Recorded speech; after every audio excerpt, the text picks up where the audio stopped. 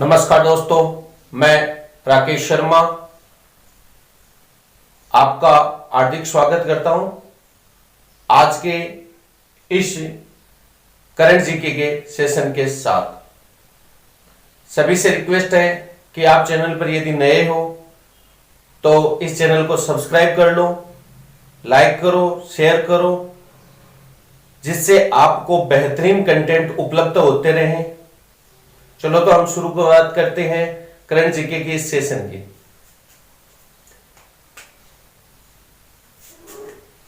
चीन में आयोजित होने वाले एशिया पैरा खेल, सबसे पहली बात आपको यह ध्यान देनी है, पैरा खेल वो होते हैं जिनमें दिव्यांग खिलाड़ी भाग लेते हैं और ये 2022 में आयोजित होंगे, अक्टूबर के महीने में होंगे और चीन के हांगझोउ शहर में प्रस्तावित है। ध्यान देने वाली बात है, इनका शुभंकर फेई क्या है? शुभंकर है। कैसे? फेई एक पक्षी है जो पहला फेई है, उसका प्रतीक यह माना जाता है कि देवीय प्रतीक के रूप में माना जाता है, उड़ता हुआ पक्षी, स्वतंत्र विचरण करने वाला।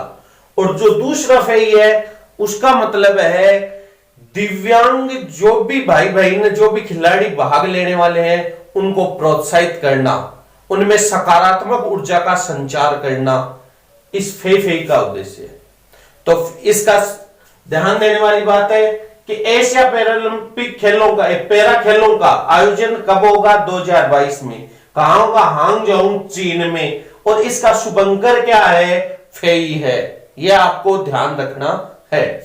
आगे हम बात करते हैं विश्वनाथ आनंद। आपने सुना होगा विश्वनाथ आनंद के बारे में। विश्वनाथ आनंद जो हैं, ये विश्व के सबसे बढ़िया शतरंज के खिलाड़ी हुआ करते थे। वर्तमान में इन्होंने संन्यास ले लिया है। ये जो है उनको वर्ल्ड वाइड फंड, इंडिया ने अपने पर्यावरण शिक्षा कार्यक्रम, यह बात आपको ध्यान देना है, पर्यावरण शिक्षा कार्यक्रम का ब्रांड एम्बेसडर बनाया है। वर्ल्ड वाइड फंड, देखो इसका मुख्यालय है वो स्विट्जरलैंड में। यह 1961 में स्थापित हुई। यह संस्था कब स्थापित हुई? 1961 में स्थापित हुई। यह जो संस्था है, इसके बारे में ध्यान देने वाली बात यह है कि पर्यावरण के लिए कार्य करती है। जंगल जो संरक्षण है,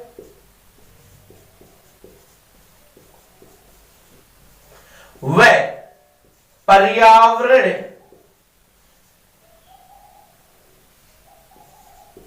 संरक्षण, इसके लिए यह संस्था काम करती है। तो वर्ल्ड वाइड फंड इंडिया, ये जो इंडिया है, इसका जो ब्रांड एम्बेसडर है किस कार्यक्रम का? पर्यावरण शिक्षा कार्यक्रम का, उसका विश्वनाथ आनंद को बनाया गया है। आगे ध्यान देना, हाइड्रोक्सी क्लोरोक्विन, नाम ध्यान रखना क्योंकि ये नाम थोड़ा सा टफ है। आजकल मीम्स भी चलते हैं व्हाट्सएप वगैरह पर कि पाकिस्तान वगैरह ये इन दवाइयों के नाम नहीं जानते। हमारे को उनसे कोई ज्यादा लेना देना नहीं है। हमारे को इतना ध्यान रखना है कि हाइड्रोक्सी क्लोरोक्विन ये एक मलेरिया की दवाई है। पहली बात, इसका सबसे बड़ा उत्पादक देश है वो है भारत। अभी कोविड-19 के जो प्रभाव है उसको कम करने के लिए एक प्रथम दृष्टया ये हाइड्रोक्सी क्लोरोक्विन जो दवाई है ये कारगर है, जो इस के प्रभाव को, कोविड-19 के प्रभाव को बहुत ज्यादा नहीं फैलने देती। तो ये ध्यान देने वाली बात है। अभी अमेरिका नाराज हुआ था क्योंकि अमेरिका, भारत ने इस दवाई को के निर्यात को प्रतिबंधित कर दिया था, परंतु बाद में वैश्विक दृष्टिकोण अपनाते हुए भारत ने इसमें निर्यात में रियायत दी और वर्तमान में यह 55 देशों को भेजी जा रही है।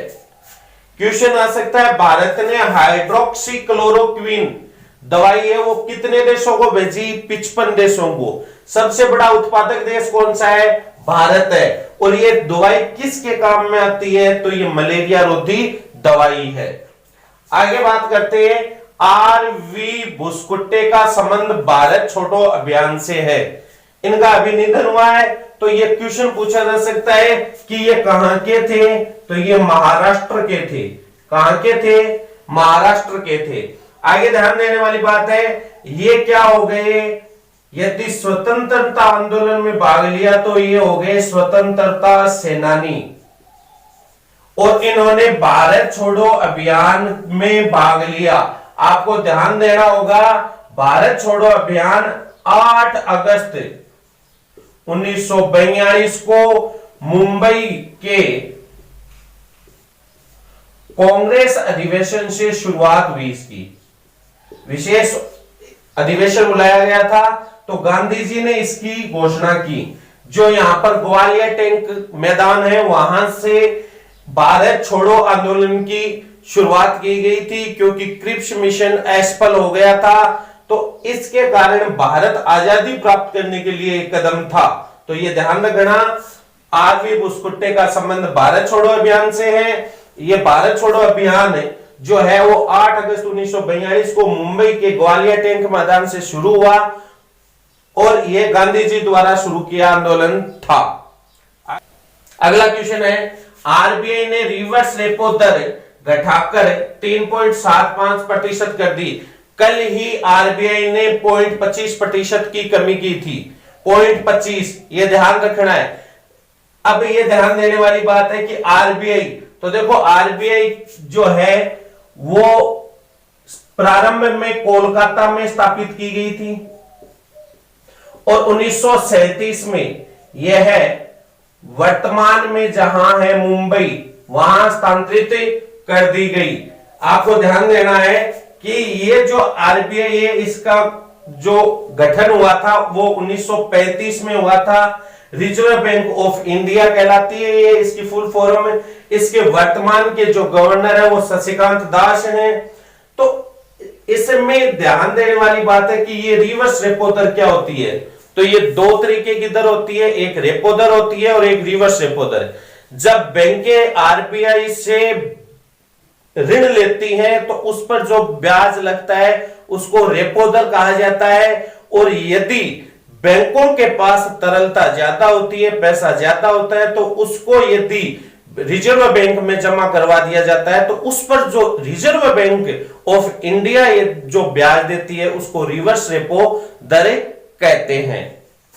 आगे ध्यान देना, एसएस कोरोना, आप ध्यान देना, यह प्रोग्राम दिल्ली सरकार ने शुरू किया है। दिल्ली जो भारत की कैपिटल है और एक केंद्र शासित प्रदेश है, वहां आम आदमी पार्टी की सरकार है और अरविंद केजरीवाल मुख्यमंत्री।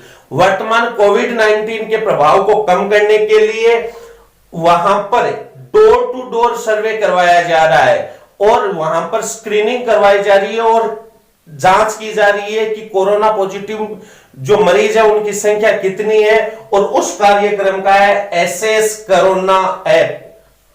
तो ये ध्यान देना, SS corona app program Delhi सरकार ने शुरू किया। आगे ध्यान देना,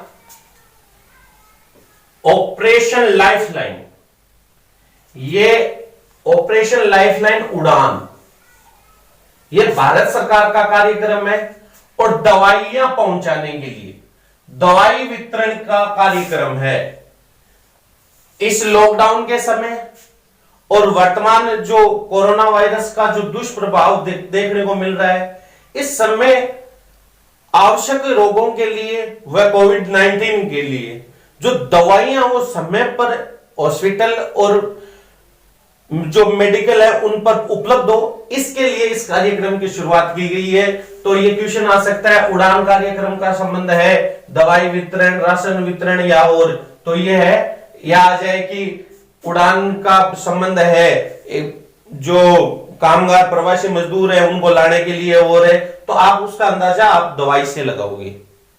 आगे ध्यान देना, IMF एशिया की आर्थिक विकास दर 0% रहने का अनुमान लगाया है। यह सबसे गौर करने वाली बात है कि इस IMF इंटरनेशनल मॉनेटरी फंड ने एशिया की जो विकास दर है वो कितना रहने का अनुमान लगाया है, 0%। अब देखो यहां पर विश्व का जो अंदाजा लगाया वो लगाया -3%। ये भी बहुत गौर करने वाली है। और भारत का जो अनुमान लगाया वो लगाया 1.9%, जो कल की क्लास में मैं बताना भूल गया था, या आज ध्यान दोगे कि भारत की कितनी चालू वित्त वर्ष में जो 2021 है उसमें जो आर्थिक विकास दर है वो इंटरनेशनल मॉनेटरी फंड जो है उसने भारत के लिए 1.9 और चाइना के लिए 1.2% है, यानी चाइना से भी अच्छी दर रहने का अनुमान है, जबकि एशिया की 0% और विश्व की -3% आर्थिक विकास वृद्धि दर रहने का अनुमान है। यानी भारत की जो आर्थिक वृद्धि विकास दर है वो अच्छी रहने का अनुमान लगाया है। किसने? IMF ने। केरल ने लॉकडाउन की सकारात्मक जागरूकता, देखो लॉकडाउन के दुष्परिणाम भी देखने को मिलते हैं और जो सकारात्मक परिणाम है वो भी देखने को मिलते हैं।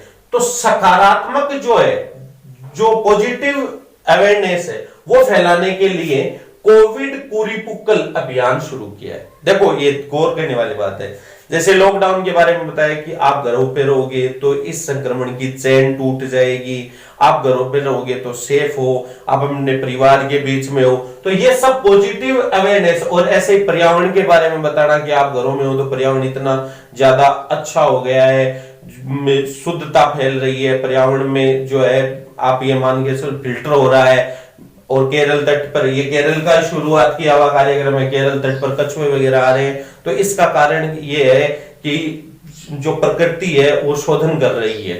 आगे बात आते हैं राष्ट्रीय खरीफ फसल सम्मेलन, ये ऑनलाइन ही होता है आजकल, सम्मेलन वगैरह हो रहे हैं वो, उसमें खरीफ फसल उत्पादन का जो लक्ष्य है वो रखा है 298 मिलियन टन। ये गौर करने वाली है, मिलियन टन 298। खरीफ की फसलों में ये आता है, आपका चावल आ जाता है, इसके बाद में आपका बाजरा आ जाता है, ग्वार मोठ वगैरह जो भी है, उनमें खरीफ फसल उत्पादन में 298 मिलियन टन का लक्ष्य रखा गया है।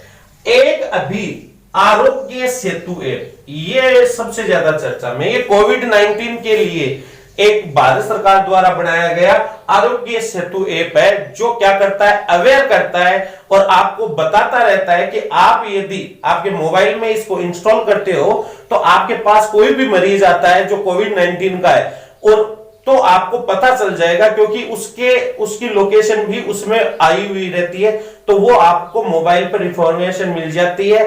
और आवश्यक जानकारियां यदि इकट्ठी करनी होती है किसकी, कोविड-19 के प्रभाव की, तो आप आरोग्य सेतु ऐप, तो ये वर्तमान में भारत में सबसे ज्यादा डाउनलोड करने वाला ऐप है, इस कारण ये चर्चा में, ध्यान रखने वाली बात है। और अभी IPL,